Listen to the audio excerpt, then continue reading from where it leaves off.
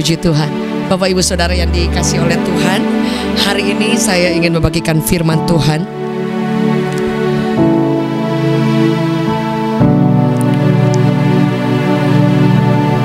Bapak Ibu Saudara, yang saya beri judul memelihara iman.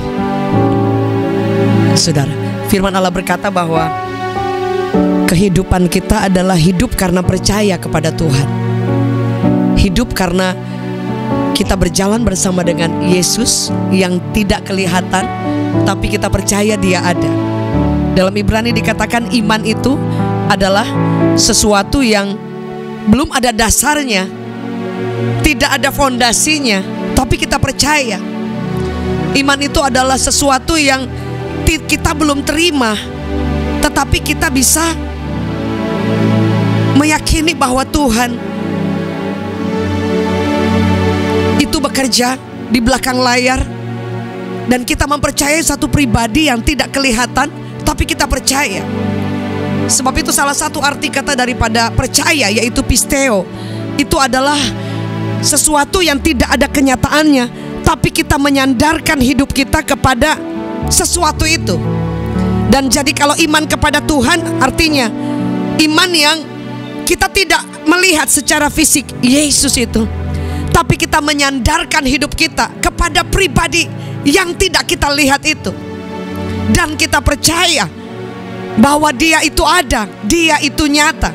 Bapak Ibu Saudara, ada satu kisah yang luar biasa di dalam Alkitab, Saudara. Ada satu orang yang sangat luar biasa. Dia adalah pribadi yang mempercayai Tuhan, bahkan melampaui batas-batas yang secara natural itu biasanya sangat mempengaruhi. Batas-batas umur, keadaan, musim, dan waktu. Itu bisa pribadi ini, saudara, dia berjalan bersama dengan Tuhan, dan dia bisa menaklukkan beberapa hal yang sangat penting dalam hidupnya, yang seharusnya membuat dia berhenti mempercayai Tuhan, berhenti berjalan dalam iman, dan memelihara setiap apa yang Tuhan janjikan dalam hidupnya. Saya rindu kita membaca dalam satu firman Tuhan, saudara, di dalam Yosua 14 ayatnya yang ke-6. Saudara, ayat ini berbicara satu pribadi yang saya ingin bagikan, yaitu Kaleb. Kaleb ini adalah satu pribadi yang sangat luar biasa. Dalam saya bacakan ayatnya, saudara, dalam Yosua 14 dari ayatnya yang ke-6, Bapak Ibu Saudara. Di situ dikatakan seperti ini.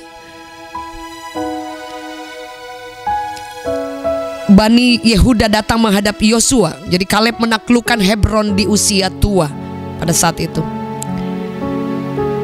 Bani Yehuda datang menghadap Yosua di Gilgal. Pada waktu itu berkatalah Kaleb bin Yefun, orang Kenas itu, kepadanya. Dia katakan, engkau tahu firman yang diucapkan Tuhan kepada Musa, abdi Allah itu, tentang aku dan tentang engkau di Kades Barnea. Aku berumur 40 tahun ketika aku disuruh Musa, hamba Tuhan itu, dari Kades Barnea untuk mengintai negeri ini, dan aku pulang membawa kabar kepadanya yang sejujur-jujurnya. Sedang saudara-saudaraku yang bersama-sama pergi ke sana dengan aku membuat tawar hati bangsa itu. Aku tetap mengikuti Tuhan Allahku dengan sepenuh hati. Ayat 9, pada waktu itu Musa bersumpah katanya, sesungguhnya tanah yang diinjak oleh kakimu itu akan menjadi milik pusakamu dan anak-anakmu sampai selama-lamanya, sebab engkau tetap mengikuti Tuhan Allahmu dengan sepenuh hati. Jadi sekarang sesungguhnya Tuhan telah memelihara hidupku seperti yang dijanjikannya. Kini sudah 45 tahun lamanya sejak diucapkan firman Tuhan itu kepada Musa. Dan selama itu orang Israel mengembara di padang gurun Jadi sekarang telah berumur 45 tahun aku hari ini. Ayat 11, pada waktu ini aku masih sama kuat seperti pada waktu aku disuruh Musa. Seperti kekuatanku pada waktu itu, demikianlah kekuatanku sekarang untuk berperang, untuk keluar masuk. Ayat 12, oleh sebab itu berikanlah kepadaku pegunungan yang dijanjikan Tuhan pada waktu itu. Sebab engkau sendiri mendengar pada waktu itu bahwa di sana ada orang enak dengan kota-kota besar dan berkubu. Mungkin Tuhan menyertai aku sehingga aku menghalau mereka seperti yang difirmankan Tuhan.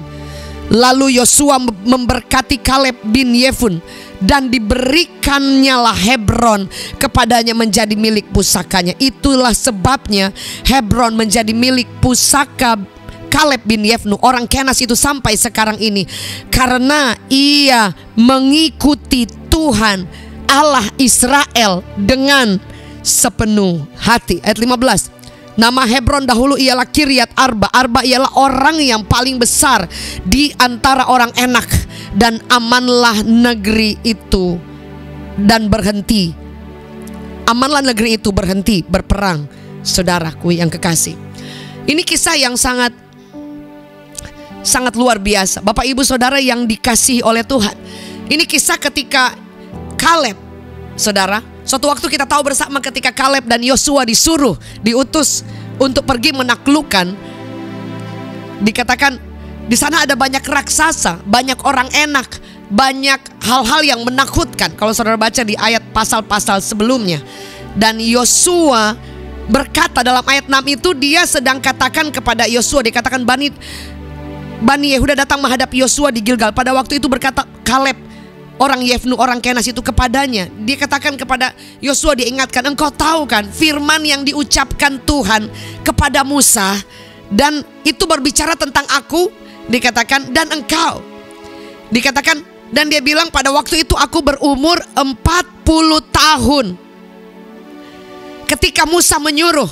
Dia katakan aku waktu itu 40 tahun waktu disuruh oleh Musa.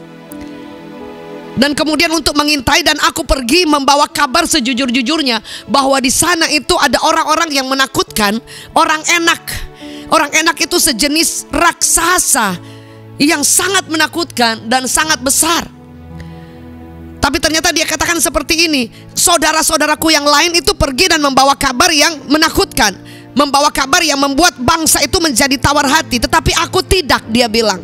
Pada waktu itu aku 40 tahun, dan kemudian aku tidak takut, sekalipun pada saat itu di depan sangat menakutkan. Di depan ada banyak hal yang mungkin membuat kita ini menjadi risau, khawatir, takut, saudara. Saya percaya sekali bahwa dalam kehidupan kita, Bapak Ibu Saudara, seperti yang kita mungkin sering lihat ya Bapak Ibu di media sosial, di situ dikatakan ya banyak sekali orang yang bilang bahwa ya tahun 2023 itu sangat menakutkan. Dan kita dengar juga banyak pernyataan-pernyataan ya di media sosial dan juga dari Indonesia, bahkan dari bangsa-bangsa yang lain yang menyatakan ya memang ada banyak bangsa yang sudah mendeklarasikan bangkrut, dan mendeklarasikan juga bahkan ada beberapa negara yang sangat maju. Kemudian mereka berkata bahwa di tahun kesekian dikatakan mereka akan sangat susah untuk makan. Jadi, dan itu mungkin kan namanya di media sosial semua orang pasti lihat, dan kita juga masih manusia biasa ya.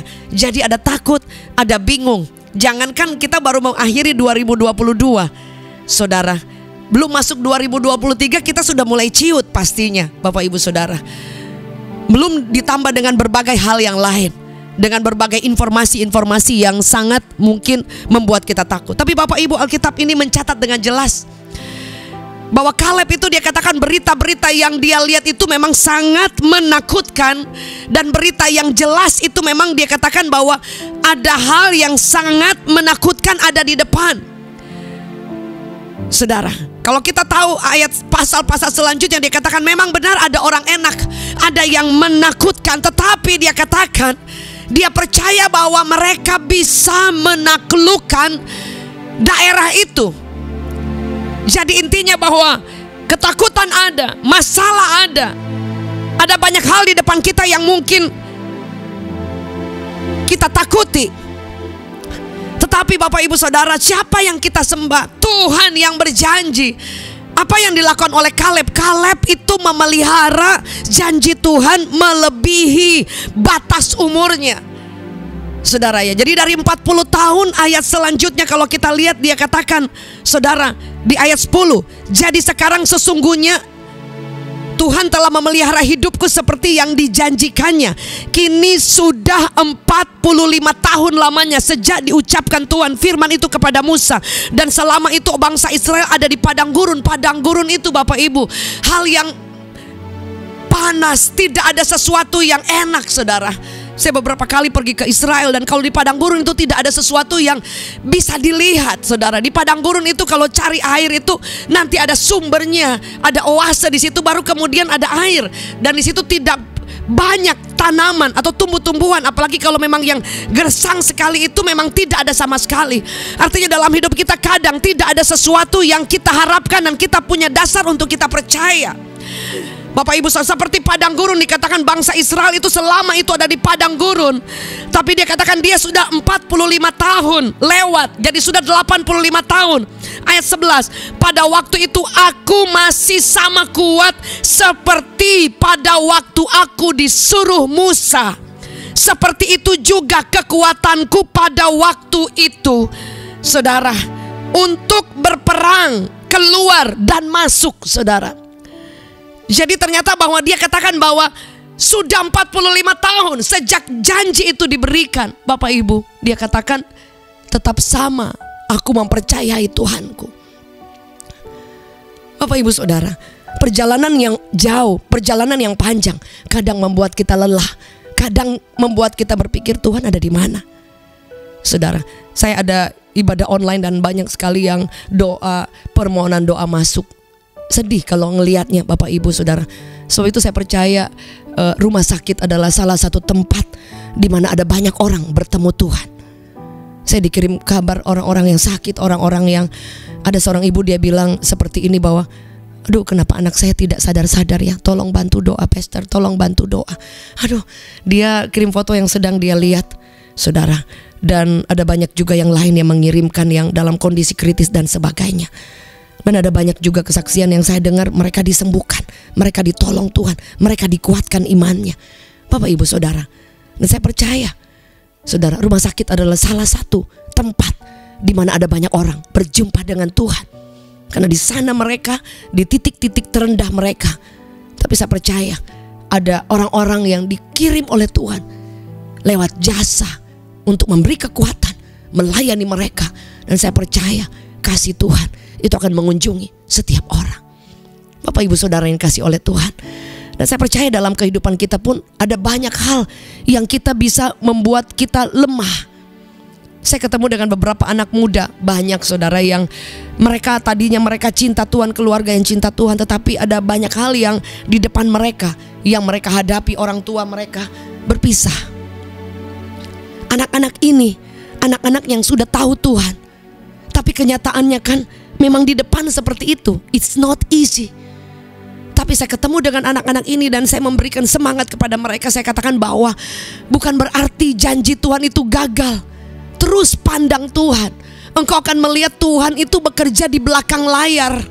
Dia bekerja person by person. Engkau terus pegang janji Tuhan, berjalan dengan Tuhan, jangan pernah kecewa. Karena Tuhan bekerja itu kadang-kadang memang ada waktu, ada tahun yang kita mesti melewatinya di padang gurun. Tetapi kalau orang yang tetap berharap, orang yang tetap memegang janji Allah, Alkitab mencatat, Kaleb bilang, Tuhan memelihara hidupku. Saudara, ayat tadi berkata seperti ini, di ayat ke-10 dikatakan seperti ini. Jadi sekarang sesungguhnya Tuhan telah memelihara hidupku seperti yang dijanjikannya. Jadi Tuhan pelihara hidup kita, tetapi ada bagian kita untuk memegang, untuk berdiri, untuk hidup sesuai dengan janji Tuhan, hidup di dalam janji Tuhan. Yang setuju boleh katakan amin. Apa janji Tuhan? Dia bilang kalau engkau menyeberangi air, laut, dikatakan engkau tidak akan tenggelam. Tenggelam artinya hampir tenggelam, tetapi engkau tidak akan pernah tenggelam. Dalam Yesaya 40, Yesaya 41, Bapak Ibu boleh baca di rumah. Dia katakan ketika air itu sudah penuh, di sini dikatakan engkau tidak akan pernah tenggelam. Aku menyertai engkau. Saudaraku yang kekasih. Sehingga apa yang harus kita lakukan ketika ketakutan ada, ketika janji Tuhan belum digenapi, saudara, kita harus mengikuti apa yang seperti yang dikatakan firman Allah. Dikatakan apa yang membuat kemudian Kaleb itu menjadi pribadi yang long lasting ya. Jadi lewat dengan tahun, saudara, dia tetap cinta Tuhan. Bapak Ibu, ketika kita pertama cinta Tuhan, kita semangat. Tapi ada banyak orang yang ketika dia berjalan bersama dengan Tuhan dan kemudian semangatnya hilang. Saudara, contoh ya, saudara beli TV baru, contoh saudara beli TV baru 5 hari mungkin kadang kita ya, atau mobil, aduh lihat-lihat senengnya, atau apapun lah barang saudara ya, itu seneng banget. Coba kalau lihat 1 bulan 2 bulan, itu yang baru seperti biasa saja. Bapak Ibu Saudara, pengiringan kita kepada Tuhan, kadang kita merasa kita lagi semangat untuk Tuhan, tapi semangat saja tidak cukup. Bapak Ibu, kita harus memelihara iman kita. Kita harus memelihara keinginan, kerinduan kita maintain untuk tetap setia kepada Tuhan, untuk tetap berjalan konsisten. Sebab itu apa yang membuat Kaleb bisa bertahan 45 tahun. Dan Alkitab mencatat saudara, dia katakan bahwa kekuatan dia masih tetap sama saudara. Firman Allah berkata, dia katakan ayat ke-10 saudara, dia katakan ayat 10b, dan selama itu orang Israel mengembara di padang gurun. Jadi sekarang telah berumur 85 tahun aku hari ini, pada waktu ini aku masih sama kuat. Ayat 11, masih sama kuat. Kenapa Bapak Ibu? Kaleb boleh menjalani perjalanan dia bersama dengan Tuhan, melewati tahun, melewati musim, tapi dia bilang masih sama kuat, tidak berubah cintanya, pengiringannya kepada Tuhan. Bapak Ibu Saudara yang dikasih oleh Tuhan, yang dilakukan oleh Kaleb saudara, firman Allah berkata, dia mengikuti Tuhan dengan segenap hati. Saudara, ayat 14, itulah sebabnya Hebron menjadi milik pusaka Kaleb bin Yefun, karena orang Kenas itu sampai sekarang ini, karena ia tetap mengikuti Tuhan Israel dengan sepenuh hati. Jadi salah satu kuncinya ikuti Tuhan dengan sepenuh hati. Kalau sepenuh hati berarti ada juga setengah hati. Bapak Ibu Saudara, yang tahu hati kita ini cuma Tuhan.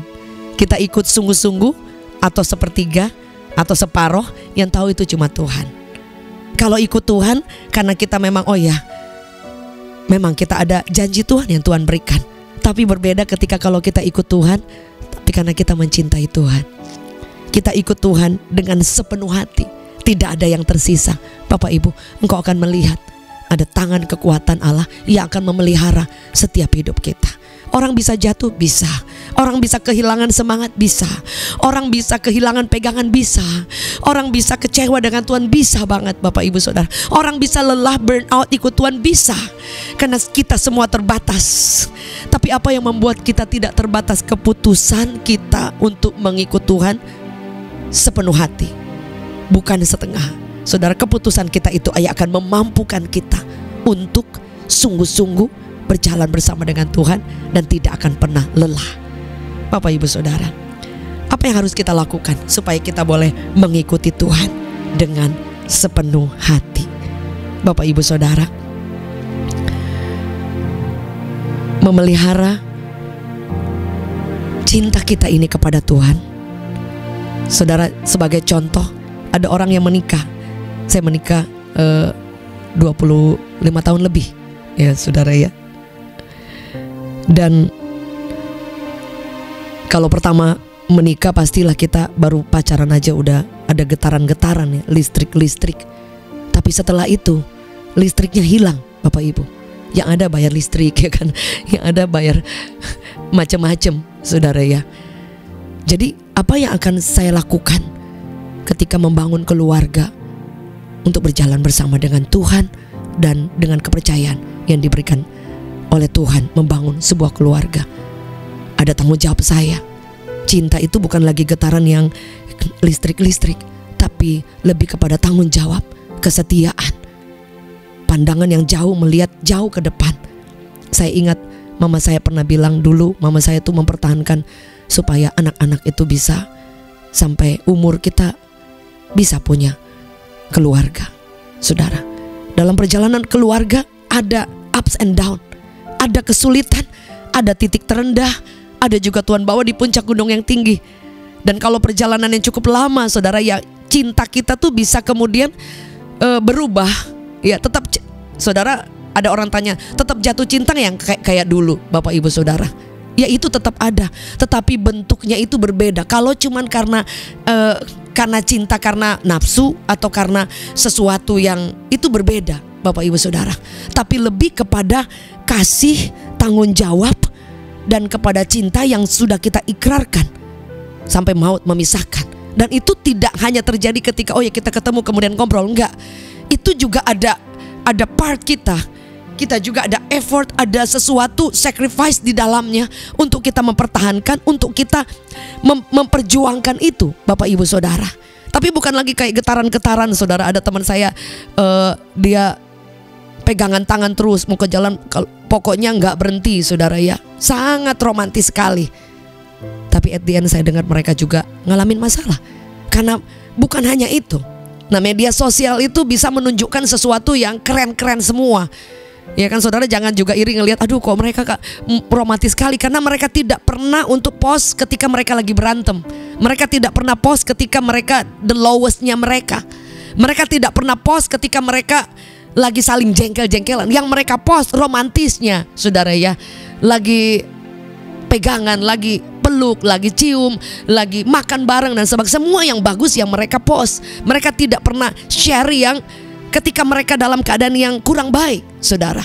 Padahal sesungguhnya kehidupan sesungguhnya itu adalah ketika kita dalam keadaan yang itu, bagaimana kita memaintain, bagaimana kita menghadapi, bagaimana kita survive, bagaimana kita memelihara, bagaimana kita membangun dan meneguhkan semua kehidupan baik keluarga, iman kita, kehidupan kita. Saudara, ketika Bapak Ibu juga dalam keadaan lemah secara iman, down, kecewa dengan Tuhan, yang kita juga kan tidak pernah untuk post itu. Yang kita post biasanya saudara yang ketika semua yang bagus, semua kehidupan kita yang ada di permukaan itu yang bagus yang kita share saudara. Bisa dengan untuk share kebaikan Tuhan, bisa untuk ya just fun, bisa untuk juga memberi kesan orang atau apapun itu. Tapi kalau ada nilai yang bagus kan itu nggak masalah juga. Tetapi Bapak Ibu Saudara, justru kehidupan yang berat itu yang justru memiliki dasar fondasi yang kuat dalam kehidupan kita. Sebab itu ketika keluarga kami dibangun, saudara, tidak sedikit tantangan masalah yang kami alami. Tetapi apa yang saya ingat bahwa saya ingin memelihara apa yang Tuhan percayakan. Dan itu perlu tenaga, itu perlu sacrifice, itu perlu sesuatu yang memang saya perjuangkan. Sama dengan kehidupan iman kita Bapak Ibu Saudara. Bukan berarti semuanya mulus, tetapi perjuangan iman kita itu didasari oleh sebuah keputusan untuk mencintai Tuhan, mengikut Tuhan dengan sepenuh hati. Itu yang akan membuat kita punya fondasi dasar. Setelah itu ada part lain lagi saudara. Ketika kita putuskan untuk mengikut Tuhan, Bapak Ibu kalau Anda baca di dalam sejarah kekristenan, orang Kristen, murid-murid Tuhan, orang-orang pahlawan iman pada zaman dulu adalah orang-orang yang mereka tuh digoreng hidup-hidup. Mereka itu mendatangi tiang gantungan. Mereka itu adalah orang-orang yang mati untuk Kristus. Mereka itu ketika Kaisar Nero, ketika dia mengumpulkan semua hamba-hamba Tuhan, pejuang iman di satu tempat yang besar, kemudian dia membuka itu kayak gua singa, dan kemudian singa-singa itu makan hidup-hidup hidup. Dan mereka sambil mereka memuji Tuhan, mereka sedang dimakan oleh singa. Jadi kehidupan mereka begitu sangat tidak mudah. Nah, kita hari ini Kristen itu sudah sangat nyaman Bapak Ibu. Itu aja masih kurang bersyukur kepada Tuhan. Saudara, Tuhan memberikan begitu banyak jalan, membuka setiap jalan, menyertai kita dengan luar biasa, mengangkat Anda dan saya, memberi anugerah yang cuma-cuma yang tidak perlu kita bayar, hanya kita percaya menerima Dia. Itu pun kadang-kadang kita masih hitung-hitungan dengan Tuhan. Kita masih, waktu itu kalau kita korbankan buat Tuhan, kita mikir saudara ya, atau kalau saya sungguh-sungguh dengan Tuhan, apa yang Tuhan bisa kasih. Kita masih ada transaksional saudara. Kalau saya sungguh-sungguh ikut Tuhan, Tuhan bisa kasih apa? Pada firman Allah berkata, for God so loved the world that He gave His only and beloved Son, whoever believes in Him shall not be perished but have eternal life. Dia katakan bahwa Anda dan saya sudah menerima hadiah harta terbesar yang tidak bisa pernah dicuri oleh siapapun. Dikatakan anugerah terbesar gratis saudara, hanya untuk mengangkat kita dari kebinasaan. Karena firman Allah berkata dalam Roma 3:23 bahwa manusia telah jatuh dalam dosa dan tidak ada sesuatu yang dapat menyelamatkan itu, hanya Kristus yang mati dan bangkit dari maut dan hanya menyelamatkan kita, sanggup membawa kita dari kehidupan yang di dunia ini, diselamatkan, disembuhkan, ditolong, dibawa sampai ke surga. Kesembuhan itu bukan hanya secara fisik. Ada orang yang tidak sakit secara fisik, tapi secara mental dia mengalami mental illness, mengalami luka, mengalami hal-hal yang sangat sulit dilewati. Dan kadang-kadang kita hidup sampai hari ini membangun kehidupan yang sepenuh hati tidak bisa. Karena apa? Separuh hati kita luka, separuh hati kita banyak hal-hal yang mungkin menghancurkan saudara kehidupan kita di masa-masa yang lalu. Tapi hari ini firman Tuhan katakan, we have Jesus. Yesus bilang bahwa come to me, datang kepadaku. Kita tidak mampu untuk mengasihi Tuhan. Alkitab mencatat iya, lebih dahulu mengasihi kita, kemudian kita akan mampu untuk mengasihi Dia. Dan Dia berkata bahwa I will heal you, aku akan menyembuhkan engkau, aku akan menolong engkau, aku akan menyertai engkau. Jadi perlu kita lakukan saudara, ambil keputusan untuk mengikut Tuhan dengan sepenuh hati. Kau akan melihat sesuatu yang berbeda.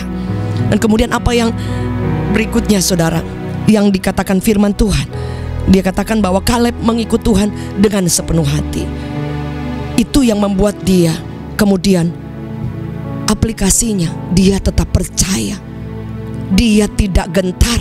Ada berita yang menakutkan, dia tidak takut, karena dia percaya bahwa dia ikut Tuhan sepenuh hati. Dia percaya siapa Tuhannya. Bapak ibu saudara, tindakan ketika kita mengikut Tuhan sepenuh hati, ada bagian kita saudara, terus berjalan, terus berjalan. Apa yang terbaik yang kita bisa lakukan, lakukan itu untuk memperjuangkan iman kita, memelihara iman kita saudara. Dengan sepenuh hati itu ada banyak tantangan saudara ya. Ada banyak hal yang akan membuat kita tidak bisa sepenuh hati. Perhatian kita, fokus kita saudara, kadang-kadang kita kasih ke Tuhan itu tinggal sisa, padahal Dia yang paling terbaik, Dia yang paling luar biasa. Saudara, dalam kehidupan ini ada prioritas untuk memampukan kita supaya kita sepenuh hati, tidak bercabang, tidak kurang, tapi full heart untuk Tuhan. Mungkin ada orang bertanya, apakah saya perlu jadi pendeta? Enggak Bapak Ibu. Kita bisa jadi berkat, kita bekerja, panggilan kita berbeda-beda, dan Bapak Ibu jadi berkat di sana. Bapak Ibu Saudara, di tengah pekerjaan yang Tuhan percayakan, di tengah keluarga, di tengah pertemanan, Tuhan bisa memakai Bapak Ibu Saudara untuk menolong banyak orang, untuk menyelamatkan banyak orang, untuk menjadi kekuatan buat banyak orang. Mungkin saya bertanya, oh saya belum sungguh-sungguh, saya belum banyak tahu tentang firman. Enggak masalah, Tuhan tidak pernah cari orang-orang yang hebat, Dia cari orang yang biasa. Yang setuju boleh katakan amin. Orang yang biasa tapi mau berkata kepada Tuhan, aku ingin mengenal Engkau yang sangat luar biasa itu. Sebab itu saudara, orang yang bilang, oh mungkin saya nggak tahu firman, nggak apa-apa. Setiap kita berjalan bertumbuh kok. Orang itu dari dia kecil, dia bertumbuh menjadi dewasa.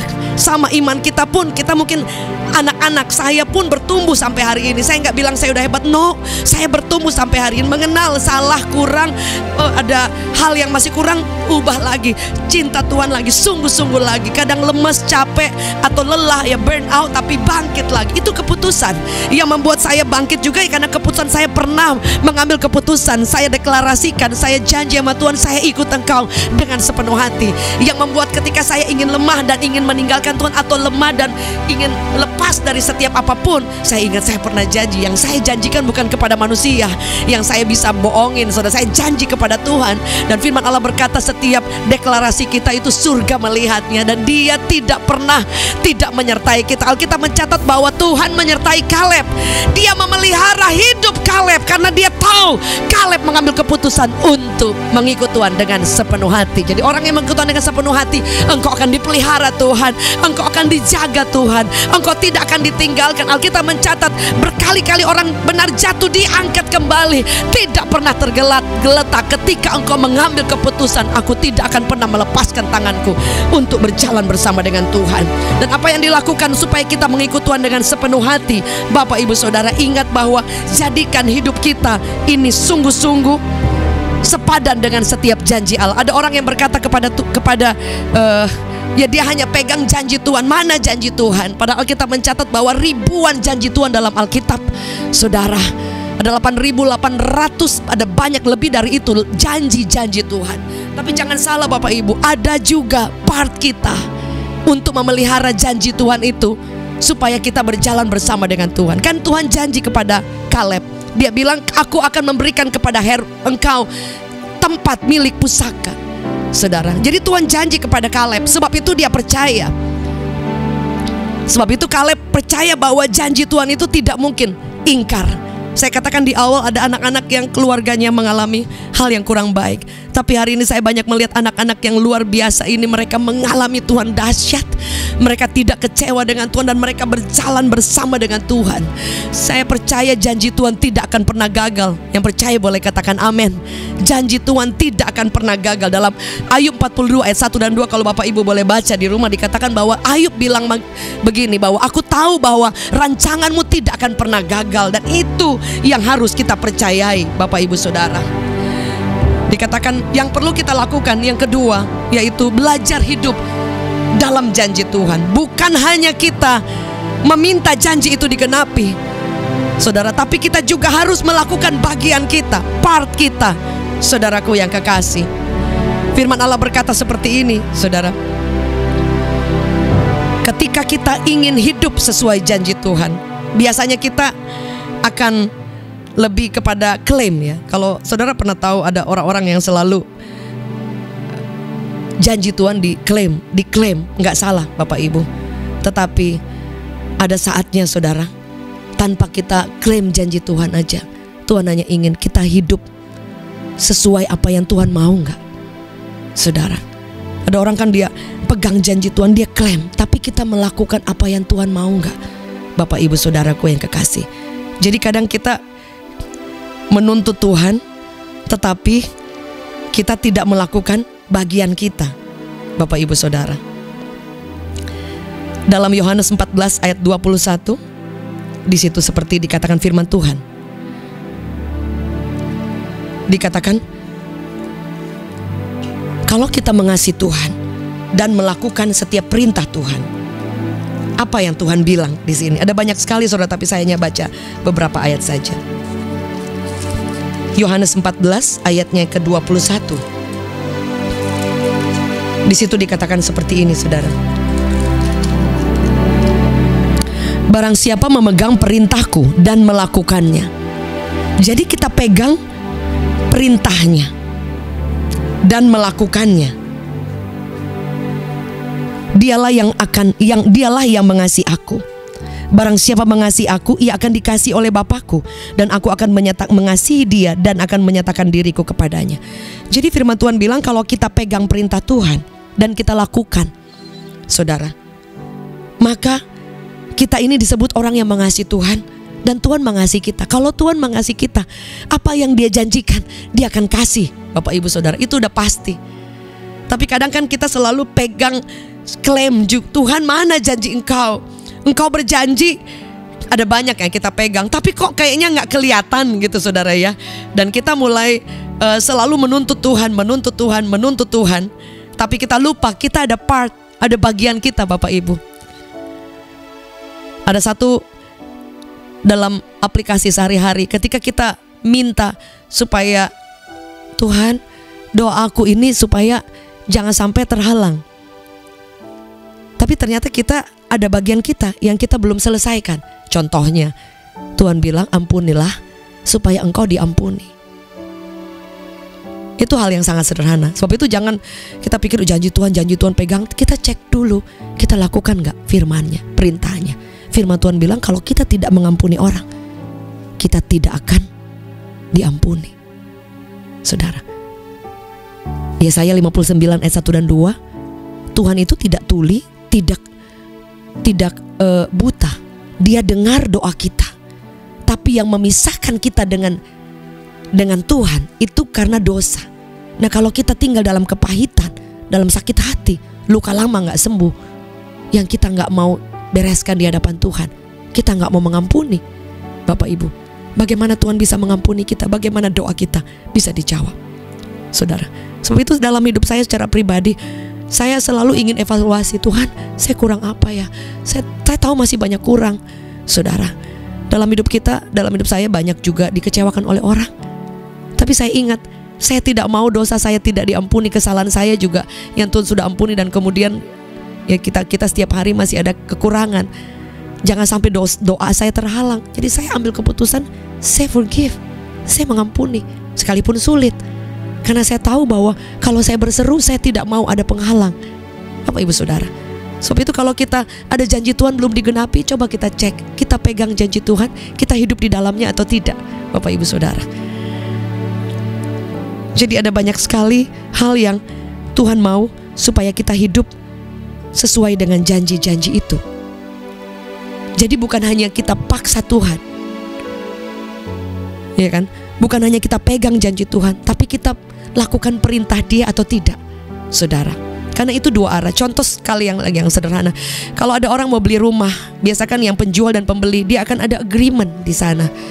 Tidak mungkin ketika yang pembeli itu bilang, oh ini jadi milik saya, sedangkan dia tidak melakukan pembayaran, Bapak Ibu Saudara. Tapi dia pegang ini milik dia. Selalu ada agreement dua arah, saudara. Sama dalam hidup kita selalu, kenapa ya Tuhan kok jahat banget ya, kayak gak jawab doaku, kayak janji Tuhan tuh gak digenapi. Mungkin kita perlu cek, kita lakukan firman-Nya apa enggak. Saudara, firman Allah berkata, mendekatlah kepadaku supaya aku juga dan engkau akan menjadi dekat dengan Tuhan. Ketika kita dekat, kita bisa mendengar suaranya, kita bisa mendengar arahannya. Oh jangan ke sini, jangan lakukan ini. Tapi karena kita pun tidak mendekat, saudara, sehingga ketika kita salah ambil keputusan, kita menyalahkan Tuhan. Ketika Tuhan udah kasih tahu jangan lakukan ini salah, tapi kita terus paksakan, kita terus lawan suara yang kecil yang berbicara. Dan ketika kemudian kita salah dan kita menyalahkan Tuhan, kecewa dengan Tuhan, padahal ada bagian kita. Saudara, janji Tuhan itu mutlak, pasti Dia genapi. Tidak ada janji Tuhan yang tidak digenapi. Ada dua hal, satu janji Tuhan yang memang pasti dikatakan bahwa Dia akan datang kembali, dan benar itu pasti.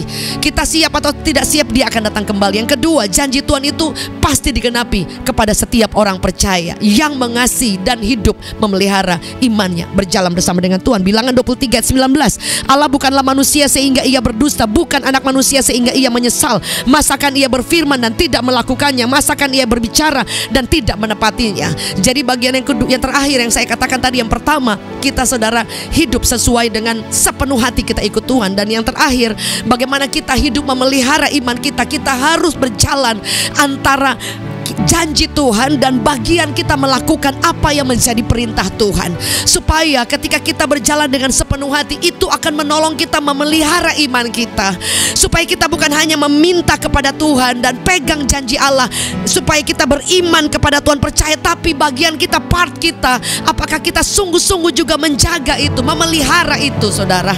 Sebab itu ketika kita berjalan berpadanan dengan firman Allah berkata bahwa dalam Mazmur 1 dikatakan bahwa kalau kita hidup mendekat kepada Allah, bahwa sekalipun di musim yang kering, Dia pelihara kita, Dia serve, Dia provide kita, Dia sertai kita sekalipun di musim yang kering.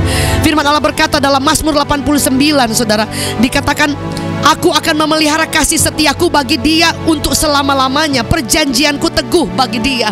Jadi Daud bilang bahwa ada part dia yang dia lakukan, saudara, untuk memelihara janji Tuhan, untuk hidup bukan hanya sesuai dengan janji, tapi pelihara bagian kita, saudara. Apa supaya kita bisa memelihara janji Tuhan itu? Lakukan apa yang Tuhan perintahkan. Kalau dia bilang kita harus berdoa, kita harus renungkan firman Allah, lakukan itu saja. Sederhana sekali saudara. Iman kita akan bertumbuh ketika kita renungkan firman ini. Ketika Tuhan katakan bahwa kita harus mendekatkan diri kepada Tuhan, dekatkan saudara, engkau akan melihat hal-hal yang dahsyat. Saya percaya sekali saudara, sampai hari ini saya berjalan bersama dengan Tuhan dan saya melihat tangan Allah yang tidak pernah berhenti bekerja saudara. Ketika saya berjalan bersama dengan Dia, ketika saya tidak kecewa. Firman Allah berkata ketika kita mendekat kepada Allah, kita akan menjadi dekat dengan Dia. Orang berjalan jauh dengan Tuhan berbeda dengan orang yang berjalan mendekat saudara. Ketika saya pegang janji Allah dan belum digenapi, bukan berarti Tuhan tidak akan menggenapi. Saya perlu mendekatkan, saya perlu menguatkan iman, saya perlu merenungkan firman Allah ini supaya ketika dokter bilang aduh tidak ada harapan, ketika ada jalan tertutup, saya punya kekuatan iman. Yang setuju boleh katakan amin. Bapak ibu saudara, ada banyak kesulitan di depan. Saya tidak tahu, kita punya dreams masing-masing, kita punya journey masing-masing, kita punya tantangan masing-masing. Tapi ada dua hal yang saya ingin bagikan. Yang pertama saudara, sepenuh hati mengikut Tuhan. Yang kedua, supaya kita memelihara iman, lakukan apa yang menjadi bagian kita. Dan yang jadi janji Tuhan itu pasti Dia genapi. Setuju boleh katakan amin. Saya percaya di tempat ini ada banyak hal yang kita alami, ada banyak hal yang mungkin menakutkan kita. Tapi saya percaya kita akan berjalan dan melihat kemuliaan Tuhan yang sangat luar biasa. Bapak ibu saudara, saya pernah bersaksi suatu waktu anak saya pernah, dia ngalamin sakit dulu pernah, dan dia sempat berhenti sekolah. Tapi saya percaya bahwa Tuhan, Kau tidak pernah berdusta. Saya belajar menerima kenyataan, tapi kemudian saya bilang sama Tuhan, Tuhan, saya tidak akan kecewa dengan Engkau. Bagian saya setia kepada Tuhan. Tapi saya pelihara iman saya dengan saya melakukan bagian perintah-perintahnya dan tetap pegang janjinya. Dia tidak pernah berdusta. Tapi bagian saya tidak paksa Tuhan, saya tidak teror Tuhan, enggak. Terima kasih Tuhan, terima kasih Tuhan. Kau baik, Kau baik. Terima kasih Tuhan, Kau baik. Sambil saya menjaga sepenuh hati saya, sambil saya menjaga hati saya supaya sesuai dengan perintah Tuhan, sambil saya pegang janji Tuhan siang dan malam. Tapi saya tidak paksakan, saya hanya belajar percaya, dan bagian kita surrender. Saudara, Tuhan tidak pernah bohong, Dia menggenapinya. Bagian saya cuma percaya saja. Tuhan tidak pernah menelantarkan anak-anak. Tuhan pasti memelihara, Tuhan pasti menyertai. Kayaknya Tuhan pulihkan, anak bisa sekolah lagi, bahkan diberi kesempatan boleh berangkat ke luar negeri. Itu mau dari mana saya pikir. Tuhan itu tidak pernah bohong. Anak saya berhenti 2 SMP dan kemudian hanya mengikuti persamaan aja. Tapi Yesus tidak pernah berdusta. Saya tetap setia, saya tetap pegang janji Tuhan. Saya tidak marah dengan Tuhan, saya tidak komplain, saya tetap melayani Tuhan. Sambil saya membayangkan anak-anak saya tetap mempercayai Tuhan, mengasihi Tuhan. Anak-anak saya hidup berjalan sesuai rencana Tuhan. Dan kalau boleh saya minta supaya anak-anak saya boleh, apa yang menjadi dreams mereka, Tuhan dengar, Tuhan tolong. Dan ternyata benar, Tuhan kita tidak pernah berdusta. Setuju boleh katakan amin. Bapak ibu saudara, dimanapun kita berada, berapa di antara saudara yang mau ikut Tuhan dengan sepenuh hati? Boleh angkat tangan saudara dimanapun kita berada. Berapa di antara saudara yang ingin memelihara itu saudara? Kalau saudara sudah cinta Tuhan di waktu yang lalu, kalau hari ini Tuhan gak jawab doa kita, kita masih cinta Tuhan gak? Itu yang kita perlu maintain. Kalau Tuhan gak jawab doa kita sama sekali, yang kita perlu maintain untuk memeliharanya itu seperti Kaleb, dia tetap percaya. Umur boleh bertambah, belum dia duduki Hebronnya, tapi dia percaya. Tahun ke-45, 85 tahun kemudian, dia katakan dia masih kuat. Dia menduduki Hebron, dan dia boleh melihat bahwa janji Tuhan itu gak pernah gagal. Setuju boleh katakan amin. Berapa di antara bapak ibu saudara yang yakin bahwa Tuhan tidak pernah berdusta? Mari hari ini kita komitmen lagi sepenuh hati. Kalau sepenuh hati ini, kita selalu ada waktu untuk Tuhan. Setuju boleh katakan amin. Dia akan menjadi orang yang pribadi yang sangat penting dalam hidup kita. Kemudian bapak ibu saudara, yang kita perlu lakukan. Cintai Tuhan melebihi apa yang janji Tuhan yang kita akan pegang. Cintai Dia sepenuh hati, cintai Dia, lakukan apa yang Tuhan mau, senangkan hati Tuhan. Bahasa sederhananya, apa yang Tuhan senang, itu yang kita kejar. Setuju? Boleh katakan amin. Apa yang Tuhan tidak suka, kita tidak lakukan itu, saudara. Tidak mudah, tapi Tuhan akan menolong kita. Setuju? Boleh katakan amin. Dan apa yang kita lakukan, kita akan melihat waktu Tuhan, janjinya tidak pernah Dia berubah. Setuju? Boleh katakan amin.